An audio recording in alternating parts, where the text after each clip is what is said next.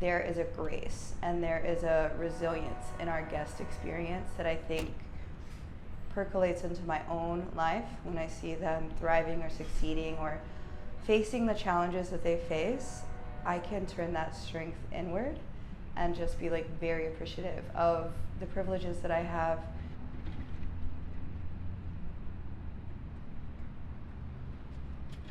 The Harry Tompson Center is a day shelter for people experiencing homelessness to come Monday through Friday to receive basic daily human needs such as showers, restrooms, hygiene, care and sinks, laundry, as well as case management, housing navigation, healthcare, and more.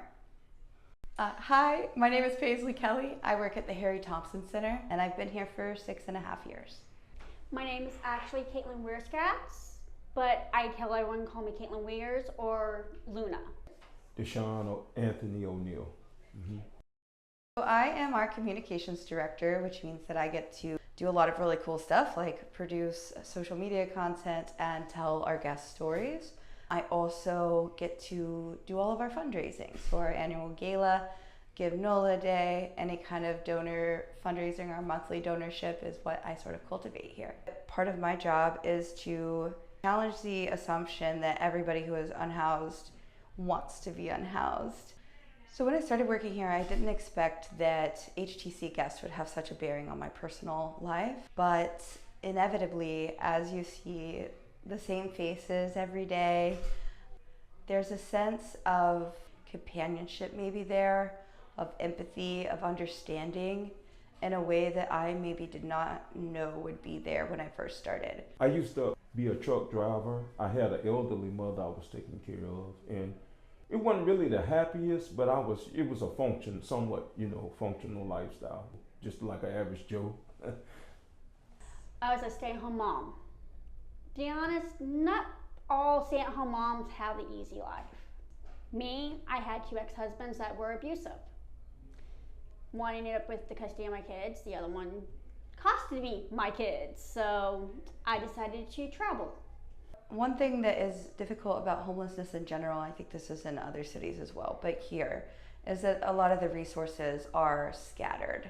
And so at Harry Tompson Center, we like to think of ourselves as a hub that tries to pull those resources in together.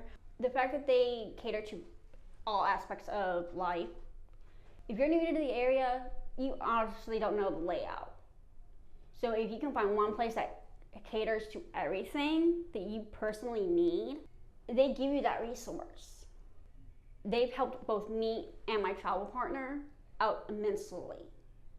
They offer a lot of services, but being able to eat a hot meal, the housing, the medical assistance, just fragile information that can help you with, let's say for instance, you might not have proper documents or an ID or something.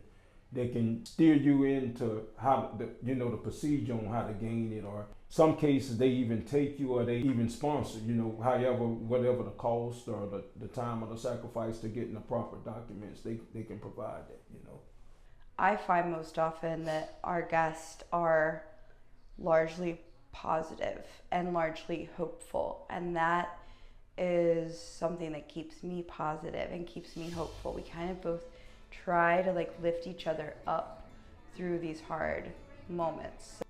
See, what I would like people to understand about being homeless is at the end of the day, it's not because of the fact that we didn't want to work.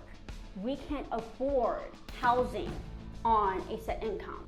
You're lucky to be able to even get onto Section 8 housing, but we still have that means of being able to better ourselves while living on the streets. It don't discriminate, and it happens to the best. It ain't really it happens to anyone. And it's a purpose in the experience, but it's not a destination. And sometimes you go through the purpose because whatever your life or your calling of your life might require you to experience this. But it's not nothing to have an idea, well, it's the end of the world. It's just an unfortunate event that's taking place at the time. After Hurricane Ida, everybody had basically evacuated thinking Hurricane Ida was gonna like really do some damage, and it did. Like there was power outages and things like that. But when we came back, there was a guest who had slept in front of our building the whole time. And he had slept there because he knew people would be coming there for safety because they know of us. And he was protecting other guests from the storm, primarily female guests. And so when I saw that they had like literally weathered this storm and the aftermath of not having any power, and they had just formed this awesome community and were like building their own resources and resilience, that was hugely impactful for me. I would say that it's expanded my idea of what genius and what resilience there is within people and the human spirit in general.